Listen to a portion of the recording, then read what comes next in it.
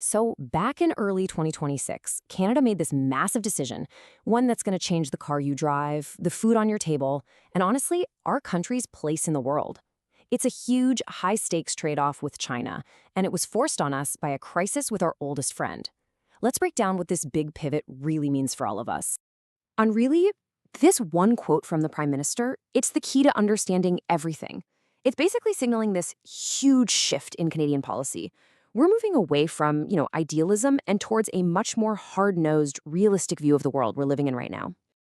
So here's the dilemma Canada was facing. You've got the United States becoming more and more protectionist, right? Slapping on tariffs. There's even been some pretty intense talk about Canada becoming the 51st state. So Ottawa felt totally cornered. We needed new partners. And that search, well, it led us straight to this really controversial new deal with China. Okay, so the official name is a mouthful. The Canada-China Economic and Trade Cooperation Roadmap. But forget that. The easy way to think about it is the EVsForFood deal. And that name, it just perfectly captures the trade-off at the heart of this entire agreement.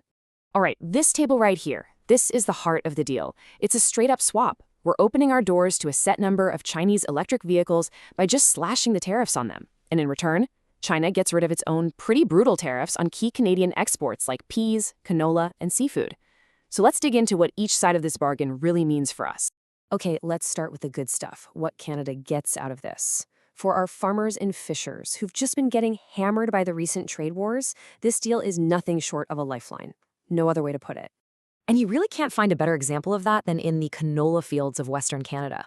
I mean, this crop is the absolute backbone of prairie agriculture, and it got hit the hardest when those trade doors just slammed shut. So check this out. What's wild here is just how massive this change is. China had this crippling 84% anti-dumping duty, which basically made it impossible to sell our canola there. This deal slashes that all the way down to a much more manageable 15%. That is a huge, huge win. So why is that number so important? Well, $4 billion. That's what the Chinese canola market was worth to Canadian farmers before all the trade drama started. This deal reopens the door to that massive market, and that means immediate relief. And it's not just canola either. The good news spreads right across the country. Think about our pea farmers. They were facing a complete crisis, and boom, 100% tariff just disappears. Then you go out to the East Coast, that 25% tariff on lobster and crab, gone. That literally saved the 2026 season for countless fishing families. Okay, so that's what we get. Now let's flip the coin and look at the other side of the deal, what Canada is giving up. And this is where the story gets a whole lot more complicated, because it's all about the future of our auto industry. So the deal allows 49,000 Chinese-made EVs into Canada every year. Now, I know, that sounds like a ton of cars, but if you look at the big picture, it's actually less than 3% of our entire annual vehicle market. The government's whole argument here is that this number is just too small to cause any real damage. But, and this is a big but, here's the real kicker.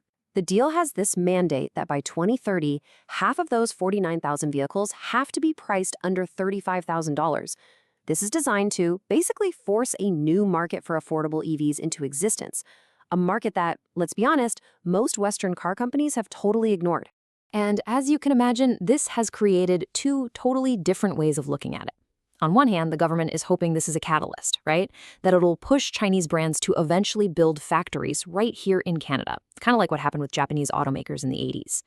But on the other hand, you've got the labor unions and Ontario's auto sector calling it a self-inflicted wound. They're terrified that this just floods the market with cheap, subsidized cars and kills any reason to build them here. All right, moving beyond the jobs and the money, there are some pretty serious security risks hiding just under the surface of this whole thing. And this is something that every single Canadian really needs to wrap their head around. See, the thing to remember is that a modern car, especially an electric one, isn't just a car anymore. It's basically a super sophisticated computer on wheels. It's constantly collecting data on where you go, how you drive, even what it sees through its cameras and sensors. So that brings up some pretty scary questions, doesn't it? Could all that data from these cars be accessed by the Chinese government? Could a whole fleet of them be used for surveillance? And there's another massive risk here. Those concessions China made on our food exports, they're temporary. That means they can just snap those tariffs back into place anytime they want, which gives them huge leverage over Canada down the road. And finally, we have to talk about maybe the biggest gamble of them all, what this deal does to our relationship with the United States. Let's be clear.